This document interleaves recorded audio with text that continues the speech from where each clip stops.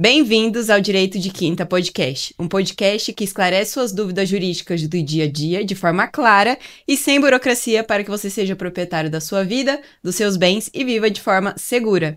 Meu nome é Amanda de Moraes Souza, sou advogada de imóveis e patrimônio familiar e esse é o Leonardo Moraes Veloso, meu co-host. Olá pessoal, bem-vindos a mais um episódio do Direito de Quinta Podcast e hoje a gente vai falar aqui de um assunto que é muito delicado, porque sempre quando esse assunto é pauta, a gente traz muitas questões importantes, que é o inventário, né? A gente tá trazendo aqui nos últimos episódios, episódios relacionados a planejamento de sucessão e nada mais justo do que a gente falar de inventário, herança, para tirar todas essas dúvidas com relação a esse assunto, né, Amanda? E principalmente porque acontece o tempo inteiro. Isso, se a família não se planejou, acaba tendo que fazer um inventário. E mesmo assim, às vezes planejou, fez uma hold, mas deixou um carro para fora, um valor que tá na conta, né?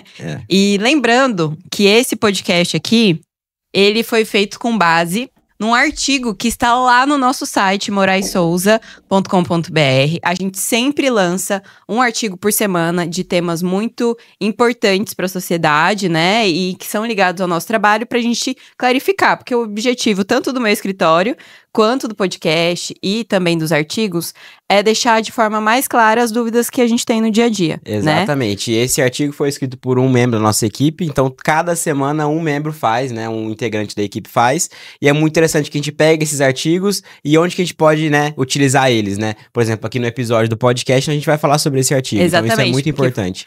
Exatamente, porque foram temas que a gente fala no dia a dia. Lá tá condensado, se vocês quiserem ver por texto, ele vai estar aqui no link, vai estar aqui na descrição. Isso. Ela vai estar aqui na descrição para vocês acompanharem, mas hoje eu vou também tirar algumas dúvidas e deixar o conteúdo um pouco mais robusto, né, Leonardo? Exatamente. Então vamos começar aqui, eu vou começar te perguntando por que geralmente o inventário ele sempre é um motivo de briga? O inventário ele chega a virar briga porque a família ela tem alguns problemas já de comunicação e também porque o dinheiro acaba dando problemas, né? O que acontece, na maioria das vezes, é que a família não tem o dinheiro para poder pagar o inventário. Mas todo mundo tem interesse no bem. E aí, normalmente tem uma condição financeira melhor que os outros, e aí todo mundo acredita que pode pagar os custos do inventário, mas também não é justo com relação aos outros. Então, isso acontece muito, mas também acontece do fato de que uma pessoa era muito próxima, alguns eram próximos do falecido, outros não eram tanto, mas pela lei tem direito. Então, pode gerar algumas brigas, né, com relação a tudo isso. E quanto mais tempo a família fica em brigas, mais tempo demora, né, para finalizar e todo mundo passar esse capítulo para trás. Mas as brigas têm origens diversas dentro de um inventário. Por isso que a gente fala que se você tem um interesse já de evitar brigas, é bom você fazer o seu planejamento sucessório, né? Deixar bem claro, ou por um testamento, ou através de uma holding, dependendo do seu caso, né? Porque são vários instrumentos que a gente pode utilizar para deixar organizado de uma forma que não gere brigas. Claro que pode ter algumas pessoas que vão ficar um pouco chateadas pelo que pode ou não ter acontecido. Mas deixar tudo para todo mundo resolver depois, lembrando que tem não só o custo do imposto para ser pago, né? Na hora que é feito o inventário, é preciso pagar um advogado para fazer o inventário, que é obrigatório, tanto se você vai fazer na justiça ou fora dela, no cartório. E também tem que pagar o ITCD, que é o Imposto de Transmissão Causa-Mortes, que sempre é obrigatório, seja valor financeiro que deixou na conta, seja um valor em imóveis, ou veículos, ou em ações também, tem que pagar esse imposto. E ele, apesar de ser um dos mais baixos do mundo, que a gente sabe que existe, nos Estados Unidos é 15%, 20%, muito mais do que aqui, ele tem uma representatividade grande na hora do inventário e você já tá sofrendo que uma pessoa faleceu. Imagina ter que ainda pegar um dinheiro para poder simplesmente continuar vivendo com os bens. Exatamente. E falando sobre esses custos, né, que você falou, a gente sabe que é muito alto. Pode usar o dinheiro do falecido para pagar esses custos de impostos, né, ITCD, honorários? Sim, pode utilizar todos os valores que ele deixou para poder fazer esses pagamentos. Normalmente as pessoas acreditam que só pode utilizar quando está no inventário judicial, porque aí o juiz faria um alvará liberando esse dinheiro para pagar todos os custos. Mas também no inventário extrajudicial é possível, sim, que o inventariante, depois que ele foi escolhido e tem o documento termo de inventariante, ele apresente para o banco que foi deixado os valores um requerimento com base legal no provimento 35 do CNJ, deixando claro os custos do inventário, bem discriminados, ou seja, o ITCD, o valor do cartório, tudo mais, o valor dos registros, ou de eventuais dívidas que têm que ser pagas, né? Para poder fazer o pagamento, tá? Então, pode sim adiantar o valor que tem na conta corrente para poder pagar os custos do inventário. Principalmente porque esse é o objetivo, né? Não é que os herdeiros tenham que tirar do próprio bolso para pagar, né? Mas, sim, utilizar os bens que o falecido deixou. Por isso que muitas das vezes também é vendido um imóvel, né? Não tem valor suficiente para poder pagar todos os custos do inventário, então se vende um imóvel.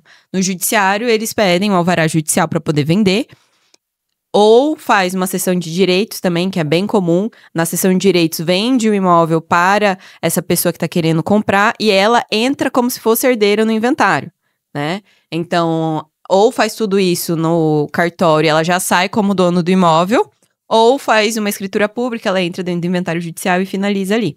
Mas também agora existe a possibilidade de vender o imóvel estando no inventário. Vender um imóvel estando no inventário extrajudicial. Existem alguns requisitos ali, mesmo estando no inventário extrajudicial, não precisa de um alvará judicial para poder fazer essa venda. Os herdeiros ali entrarem em acordo, o inventariante pode sim vender o valor.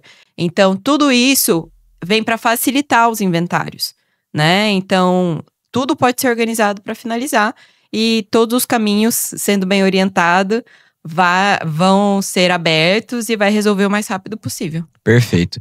Mas e voltando para essa questão da discussão entre a família, muito também se questiona muito se fala também sobre o merecimento dessa herança, né?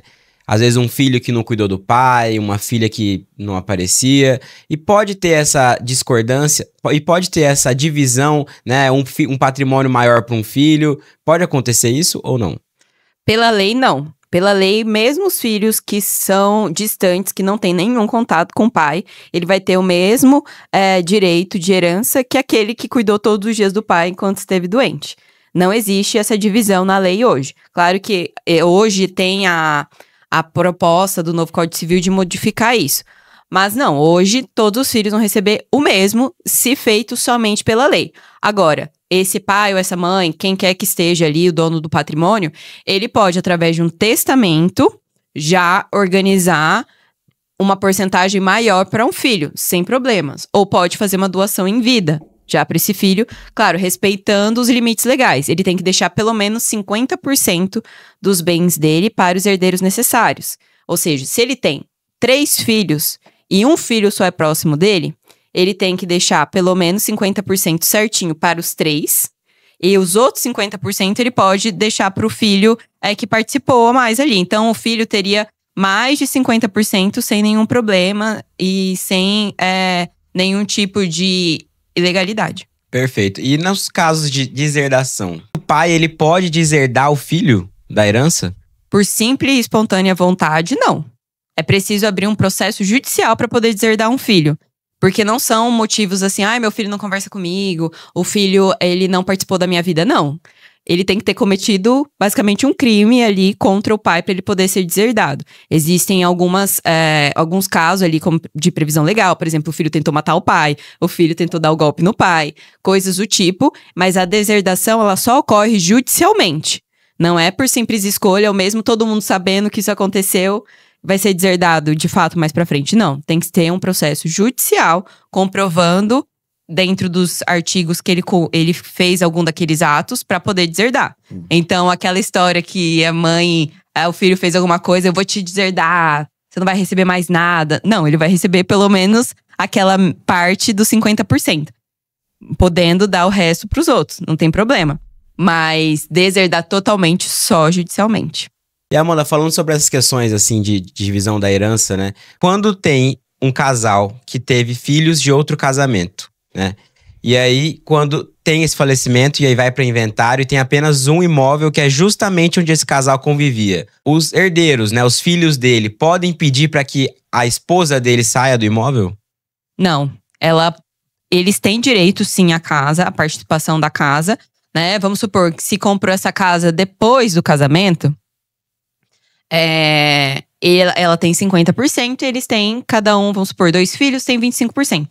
O bem é de todos ali, mas ela não pode ser obrigada a sair por conta do direito real de habitação. Mesmo que, vamos supor, esse bem seja anterior ao casamento, ela entra só como herdeira dele, dependendo do regime de bens, obviamente. Mas ela não é obrigada a sair por conta do direito real de habitação. O direito real de habitação, ele permite que o cônjuge sobrevivente, ele continue morando na casa que era do casal. Para que ele também não fique totalmente desprovido de casa e tudo mais, e mude muito a vida dele por conta do falecimento. A lei traz isso. Existem pequenas e raras exceções que eu vou ver agora, só um minuto. Outra questão também que acontece é quando tem vários casamentos e tem vários filhos desses casamentos. A herança, ela continua a mesma para todos, a porcentagem é igual, ou porque são filhos de outro casamento, há uma divisão? Não. Por exemplo, se foi uma mãe que faleceu e ela tinha 3 filhos de casamentos diferentes. Não é que o filho do casamento atual que ela tinha teria a maior participação, não. Todos os filhos têm a participação igual.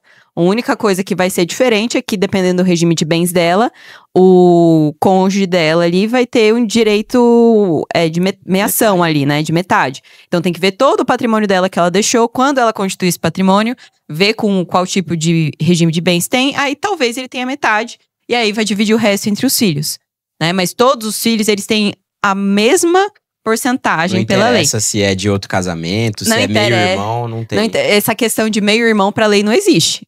Tá? A única coisa que vai ser diferente, por exemplo, é se ambos os pais morreram juntos e aí vai fazer o inventário conjunto, mas só que é muito raro acontecer exatamente, né? Como oriência que a gente fala. Que é ter morrido exatamente no mesmo local. Então, no mesmo momento. Então, não. Os filhos, independentes. Eu, por exemplo, eu tenho conhecidos que o pai registrou, mas não teve convivência nenhuma com essa pessoa a vida inteira. Essa pessoa tem o mesmo direito que o filho que esteve todos os dias com o pai. Entende? Independente qual casamento seja. Filho é filho. Vai entrar como filho, independente se foi adotado. Sequer tem esse tratamento assim. Ai, fulano adotou o filho tal. E esse filho vai ter menos porcentagem. Não. É filho de qualquer jeito. Então vai receber a mesma coisa. Eu tenho uma dúvida também sobre esse assunto, que é... Vamos supor que o filho, igual você falou, conviveu a vida inteira com o pai. Então ele teve mais privilégios, ele teve mais oportunidades que esse pai, né, ofereceu pra ele. Esses outros filhos, eles podem também cobrar uma indenização, não que seja depois do falecimento, mas eles podem cobrar uma indenização por essa proximidade? Não, pela proximidade não. Mas pode, vamos supor, que o filho tenha obtido alguns benefícios financeiros em vida, que outro não obteve. Ele pode trazer isso na hora do falecimento, falando assim, olha, já teve tal recebimento de herança em vida. Então, isso pode ser abatido, dependendo do caso. Tudo isso judicialmente, obviamente. Mas, se ele já recebeu um carro, se ele recebeu um apartamento, essas coisas, entende? Pode sim ser abatido da cota parte que esse herdeiro deveria receber. Pode sim. E como advogada, assim, como que faz pra fazer esse estudo né, por exemplo, como que a gente vai descobrir se teve um benefício econômico pra esse outro irmão? Eu, como advogada, pra mim, quando chega pra gente, a gente vai fazer o que tá na lei. Então, por exemplo, tem um imóvel, vai dividir exatamente igual pra todos os herdeiros, né? Do jeito que tá na lei. Aí, se algum dos herdeiros vier e trouxer essa informação, olha, ele recebeu tal coisa, a gente vai ter que investigar. Realmente, foi só ele que recebeu? Foi só ele que pagou? Só o falecido que pagou? A gente tem que investigar e trazer nos autos pro juiz interpretar se realmente foi um adiantamento de herança. É toda uma pesquisa, né, que tem que ser feita, né, com data, em cartórios. Mas, por exemplo, quando há uma doação de bem, dentro da escritura pode ser colocado que dispensa colação. O que quer dizer isso? Que não é um adiantamento de herança se receber um bem. Então, uma mãe deixou já um bem para o filho e colocou lá que dispensa colação. Quer dizer que esse bem, ele não é um adiantamento à herança. Mas a simples menção já dispensa. Sim, claro que precisa ser analisado ali pelo cartório e tudo mais, essa questão. Mas se não for colocado, pode ser considerado adiantamento à herança e mais pra frente vai ter que fazer essa colação. O que é colação? A colação é os herdeiros que já receberam algum tipo de patrimônio do falecido trazer nos autos o que eles já receberam. Então, seja doação em dinheiro, seja doação de casa, carro e tudo mais, ele tem que trazer ali pra mostrar que ele já recebeu anteriormente. Tá? Agora, precisa tomar cuidado. Se você tem esse objetivo que não seja considerado adiantamento à herança, precisa colocar isso nos documentos. Perfeito. E aí, quando também a gente fala de inventário, sempre tem aquela pressa em vender os imóveis, em resolver essa questão financeira, né? E como que pode um imóvel que está em inventário ser vendido da melhor forma? O bem que está em inventário, ele pode ser vendido de diversas formas, tá? Ele tem a possibilidade de ser vendido direto por alvará judicial, se o inventário for judicial, então o juiz autoriza. É importante, antes de você pedir o alvará judicial, ou já está com tudo meio que organizado, porque o juiz vai dar um alvará para venda do imóvel em, por exemplo, 180 dias. Se você ainda não achou o comprador, você vai ter que correr para achar, porque senão ele vai vencer e você não vai conseguir vender. Tá? Então, por alvará judicial é uma possibilidade. Há a possibilidade também de fazer cessão de direitos hereditários, que é um documento que se faz. E a cessão, o que ela é? A pessoa que vai comprar, ela vai substituir os herdeiros na herança. É como se ele virasse o herdeiro. Então, ele compra essas cotas hereditárias, né? E ela entra como se fosse um herdeiro, para que na hora que for finalizar o inventário, o imóvel já saia no nome dela. E isso pode ser feito tanto no extrajudicial, que é no cartório, quanto no judicial. Lembrando que a cessão de direitos hereditários precisa ser feita por escritura pública. Senão ela não tem valor. E a outra possibilidade, que hoje existe também, é dos herdeiros fazerem o que a gente chama de alvará extrajudicial. Que é pegar esse imóvel, eles fazem uma possibilidade, assinam um termo de inventariante ali, com todos os herdeiros que têm que estar de acordo, e o inventariante pode vender esse imóvel. Lembrando que o inventariante tem várias responsabilidades nesse caso. Ele tem que guardar esse dinheiro, se comprometer a utilizar o dinheiro somente para pagar todos os valores ali. Ele, às vezes, tem que colocar uma garantia para mostrar que ele não vai se desfazer desses valores. O mais importante seria pegar esse valor e colocar numa chamada conta notarial, que você deixa no cartório, o juiz e o cartorário vai liberar com o tempo. Então, essas são as 3 formas mais seguras de você comprar um imóvel. E uma coisa que sempre acontece é: mas dá para financiar esse imóvel comprado no inventário? E não. Infelizmente, não tem como. Porque as instituições financeiras, elas só permitem que o imóvel seja vendido quando ele estiver totalmente regular. Se você comprando um imóvel de uma pessoa falecida, ele não está regular. Então, precisa sim finalizar primeiro o inventário para poder vender pelo financiamento. Não tem como fazer isso antes.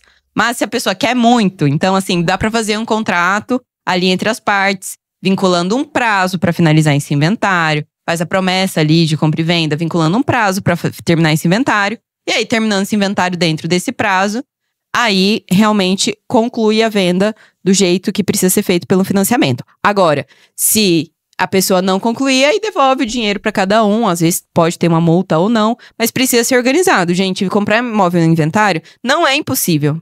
Só precisa seguir os prazos que são necessários, para que você também não compre uma coisa e daqui a pouco o outro herdeiro falece. Aí tem outro inventário. Aí, dependendo, você vai ter que fazer os capião daqui 10 anos. Né? Então, assim, tem que ter muito, muito cuidado e sempre com orientação de quem trabalha com isso, já tá acostumado a fazer. Porque você pode estar comprando um risco. Às vezes, você quer comprar o risco. E tudo bem, dependendo do valor que está sendo vendido. Porque também, geralmente, o imóvel que tá irregular, ele é mais barato também, né? Então, isso é o que a gente sempre econômico, fala. Né? O barato que depois vai sair caro, provavelmente. Não, nem sempre vai sair caro. Às vezes, vale a pena mesmo você comprar esse risco. Eu vou comprar aqui um imóvel que vale 500 mil, vou comprar por 250. Daqui 10 anos ele já vai estar valorizado a mais. Eu faço procedimento de uso capião. Finalizei. Verdade. Mas tem que entender qual que é o seu prazo. O que é importante ou não é importante pra você. Você tem como dispor esse dinheiro sabendo que isso pode acontecer? Né? Então tem vários pontos que precisam ser analisados cada caso a caso. Exatamente. E falando em prazo, Amanda, também uma dúvida que sempre aparece é quanto tempo eu tenho pra abrir o inventário, né, da pessoa que faleceu após o óbito dela. Não existe exatamente um prazo pra você abrir o inventário, mas existe um prazo mínimo pra você não ter que pagar a multa pelo imposto de transmissão causa-mortes, que é o ITCD. Então, o que a gente indica? Não sabe ainda se vai fazer o inventário dentro de 60 dias, a gente sabe que é difícil. Você perder um ente querido ali, ter que mexer com burocracia, pode ser ruim. Só faça, dentro dos 60 dias, ou a abertura do inventário judicial, ou o termo de inventariante no cartório, que é super fácil de fazer, se todo mundo estiver de acordo. Rápido de fazer, não custa menos de R$300. E com isso, você já escapa da possibilidade de ter que pagar uma multa pelo imposto. Porque o imposto não só tem que ser devido, mas dependendo do tempo que você demorar para pagar, tem uma multa ali para você arcar se você não fez a abertura do jeito que precisa. Entendi. Então não é que você vai perder o direito ou Não. você tem que abrir inventário e já pagar tudo. Não tem nada a ver com isso. É somente essa parte inicial, né? Não. Mas existe sim o risco de você não abrir o inventário o mais rápido possível. Que é de você perder o imóvel por uso capião para quem esteja morando nesses imóveis.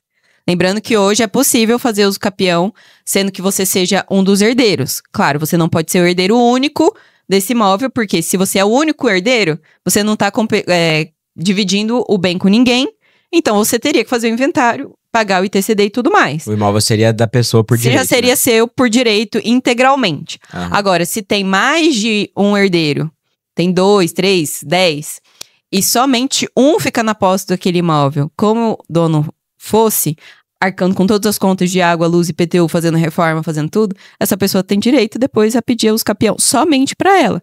Então você tem que tomar cuidado com isso, tem que tomar cuidado com a pessoa que esteja lá morando naquele imóvel por aluguéis.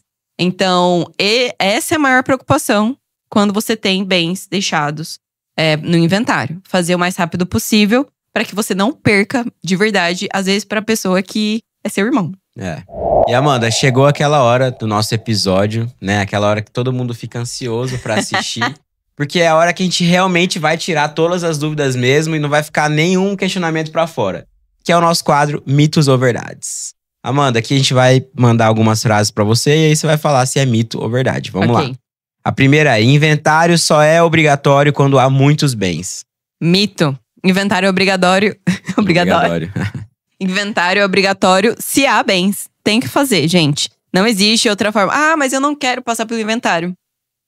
Deixou bem, tem que passar pelo inventário. Se não for utilizado outro tipo de instrumento jurídico, como doação em vida, uma holding, o que tiver no nome do falecido precisa ser passado, sim, por inventário. Claro que tem um valor mínimo ali, que é a partir de 5, 10 mil reais, que você pode pegar só por alvará judicial. Agora, se deixou carro, casa, tudo mais, precisa fazer sim inventário. Perfeito.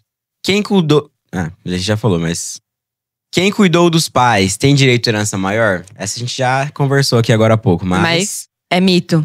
Não tem direito a um valor maior. Pela lei, não tem. Então, se não fez um planejamento sucessório específico, deixando uma parte maior para esse filho que estava ali, ele não tem direito por lei. Ele vai receber a mesma porcentagem daquele filho que nunca ajudou em nada. É injusto? É injusto. Mas, infelizmente, é o jeito que tá na lei. Então, se as próprias partes ali, o falecido não deixou organizado, ele vai receber somente isso mesmo. A legislação, ela trata todo mundo com igualdade, né? Nesse ponto, né? E aí, é claro que cada caso tem sua especificidade. Então, se na sua família a realidade é diferente, é muito importante que você busque um instrumento de planejamento sucessório, né? Pra porque resolver normalmente essa situação, né? Não deixar pra depois o inventário. Porque normalmente a pessoa realmente ela quer deixar uma parte maior pra aquela que fizeram parte da vida dela. Mas ela tem que tomar muito cuidado de falar assim, mas ela deixou uma carta. Não vai servir pra nada, gente. Tem que fazer, tem um episódio aqui no podcast falando sobre testamento, como não ter surpresas e como fazer da forma correta. Assistam aquele podcast, porque ele é muito importante. Porque você pode fazer em casa sem sair da sua casa esse testamento, mas precisa seguir algumas regras gerais. Então, se existe essa possibilidade, eu quero deixar uma porcentagem maior pro meu filho que cuidou de mim. Quero deixar uma porcentagem pra minha secretária que trabalhou aqui em casa a vida inteira e ela que tá cuidando de mim quando eu tô doente. Vocês façam um testamento, porque senão… Perfeito. Ou ela nem vai receber, né, a pessoa… Ou vai receber exatamente igual aquelas pessoas que nunca participaram da vida. Sabe o que você faz? Você pega o episódio, pega uma caneta e vai anotando o que você tem que fazer no seu testamento pra você não correr o risco de cair nessa nulidade desse testamento, né? Exatamente. E aí, seguindo aqui, com o testamento, não precisa de inventário. Essa também é um clássico que sempre aparece também pra gente. E mito… Tem testamento, precisa de inventário. O que é o testamento? O testamento é disposição de vontade sobre como ela quer que o inventário seja feito. Então, feito o testamento, ele precisa ser validado judicialmente para ver se ele segue os requisitos que a gente acabou de falar. Mas, finalizado, tá ótimo o testamento, tá seguindo todas as regras, tem que ser feito inventário. Pode ser feito judicial ou extrajudicial. Depois de validado o testamento, pode ser feito de qualquer via. Perfeito. E o companheiro em união estável sempre tem direito à herança?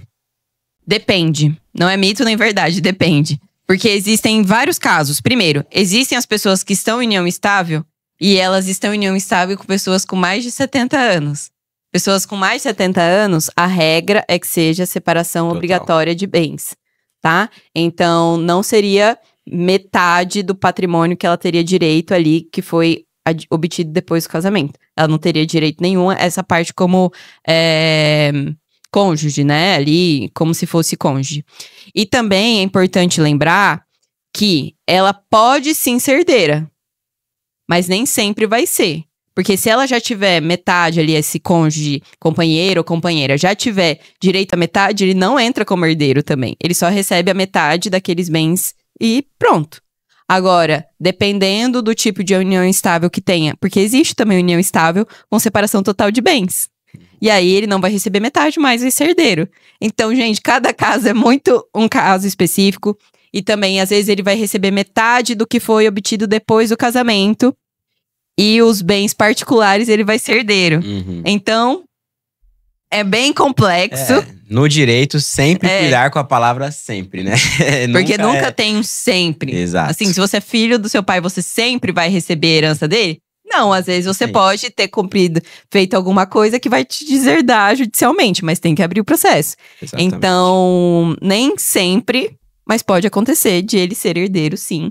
Mas depende do regime de bens, do patrimônio que ele deixou antes e se tem ou não alguns bens que foram obtidos na constância ali dessa união estável. Perfeito. E pra gente encerrar o quadro, inventário extrajudicial é mais rápido e menos burocrático? Sim, é verdade. O inventário extrajudicial, ele é muito mais rápido do que o inventário judicial. Pelo simples fato de que todo mundo está de acordo, não precisa ficar citando muitas pessoas. Você consegue fazer a busca de bens de forma mais rápida, porque a justiça ela tem muitos processos para analisar. Exato. E aqui em Campo Grande, a vara ainda estava misturada com a vara de família, a de sucessões, né, que cuida dos inventários. Então, se chega uma urgência relacionada à criança, à família ali, os inventários são sempre deixados para trás, né? É a realidade. Mas sim, o inventário extrajudicial, ele é mais rápido, não quer dizer que ele seja efetivamente menos burocrático. Porque no cartório você só vai fazer e conseguir fazer apresentando alguns documentos que são a regra. Se você não apresentar, você não consegue fazer. O cartório ele é bem exigente, né? Em relação o cartório à documentação. é exigente. Tem na lei, tem ali os documentos que tem na lei, tá cumprindo os requisitos, pronto, faz. Se não tem, não vai fazer. Então, não é que ele seja menos burocrático. Tem que ser um advogado que esteja acostumado a trabalhar com isso, porque não é fácil simplesmente só pegar e levar lá a certidão de óbito, os herdeiros e pronto, acabou. Tem vários documentos que precisam ser feitos. A gente falou aqui também sobre obter o valor que está na conta corrente para poder pagar os custos do inventário. Nem todo mundo sabe como faz esse requerimento, não é de fácil acesso, assim.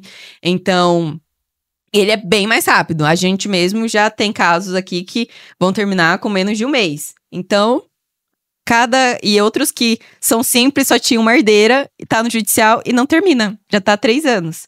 Então, a gente sabe que o extrajudicial é o caminho mais rápido. Mas nem sempre ele vai ser o caminho para aquela família. Porque o extrajudicial, querendo ou não, ele tem custos mais altos por conta do custo da escritura. Você já tem que ter um local para você obter o dinheiro para pagar as custas. Às vezes, se você precisa vender um imóvel, mesmo sendo extrajudicial, não vai ser tão rápido. Mas a tendência, sim, é que o feito no cartório seja bem mais rápido. Perfeito.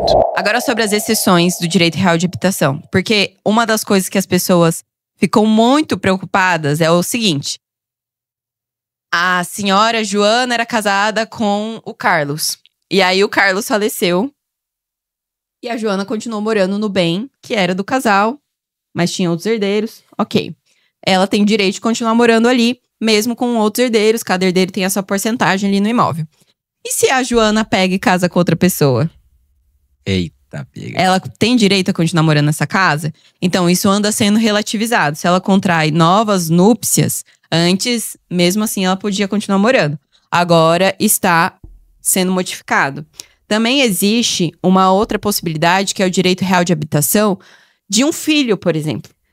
O filho que mora com a mãe ou com o pai e tem um cônjuge ali, às vezes, vai prevalecer a desse filho que está morando ali junto. Então, existem algumas exceções do direito real de habitação, mas é importante saber dele, porque às vezes é a única casa que você tem para morar, né? E se você deixar isso escrito e claro numa matrícula, quando for feito o inventário, te dá mais segurança jurídica, né? Então, você vai organizando e deixando tudo bem certinho. Mas a regra é sim que o cônjuge sobrevivente tem direito, né? Também companheiro sobrevivente. Mas uma coisa que eu queria falar muito aqui nesse podcast. Você mora há 5, 6, 10 anos com uma pessoa, vocês nunca casaram. Faça o mais rápido possível a escritura de união estável, desde que vocês tenham essa união estável e levem a registro. Ah, mas Amanda, a gente já tá aqui há muito tempo, todo mundo já sabe, não vai ter problema. Vai. Porque se você depois precisar pedir uma pensão, se você depois precisar entrar no inventário para ser colocada como cônjuge, porque vocês já estão há todos os anos, todos os bens vocês obtiveram juntos. Você vai ter que ir atrás dos outros herdeiros, eles têm que concordar em fazer esse reconhecimento. E mesmo assim, tem que depois ser homologado pelo juiz. Se eles não aceitarem, você vai ter que entrar com o processo de reconhecimento de união estável, juntar todas as suas provas de vivência desde o início. Então é muito trabalho que você pode resolver fácil. E só aí já foram uns 10 anos aí tentando resolver essa situação. Gente, isso é sério. A gente fala assim, mas... E sempre acontece da pessoa falecer. Sempre. Quando, assim, tem vários documentos... Ainda mais quando você avisa, parece que acontece só porque avisou, né? Olha, faz. Aí a pessoa fala, não precisa. Dá um tempo lá, ou senão a pessoa, ou ninguém avisou. Mas fala assim, não, tá tudo bem, nós somos jovens. A pessoa morre. É horrível, gente, mas parece que sempre é quando não estava tudo certo. Então, assim, a gente conhece também casais que fizeram 2 anos antes do outro falecer. E ajudou muito a finalizar o inventário. Porque senão ia ficar um tempo lá pra poder fazer. Então, reconheçam. Vocês não vão se arrepender. Eu tenho nenhuma dúvida que vocês não vão se arrepender. Seja pelo inventário, ou seja, se vocês vão se separar mais pra frente. Algum tipo de separação vai haver. Seja por vida, ou seja pelo divórcio, pela dissolução. Mas vocês nunca vão se arrepender de ter deixado documentado. Eu tenho certeza. Exatamente. Bom, Amanda, acredito que tenha sido bem proveitoso esse episódio, né? Para quem tem muitas dúvidas sobre esse assunto. Inclusive, a gente convida vocês a acessarem as redes sociais do nosso podcast, que lá você fica por dentro de todos os episódios, de todos os cortes, né? Que a gente posta. Então, você vai ficar por dentro de tudo lá. E aí, o Instagram é direitodequinta.podcast. A Amanda também encontra no Instagram lá no adv.amandademoraes, né, Amanda? Não esqueçam de que toda quinta-feira eu abro a caixinha de perguntas e muitas delas a gente traz aqui pro podcast, porque são muito importantes e tem relevância. E tem um episódio especial que a gente só responde as perguntas de vocês. Então, não esqueçam de mandar lá ou mandar aqui nos comentários. A gente tá sempre aberto a ouvir sugestões, quais tipos de profissionais vocês querem que a gente traga aqui, pra gente poder clarificar cada vez a vida de vocês e ter mais segurança na vida jurídica e no dia a dia, né, Leonardo? Exatamente. Então, muito obrigado por assistirem e até o próximo episódio do Direito de Quinta Podcast. Até mais. Tchau.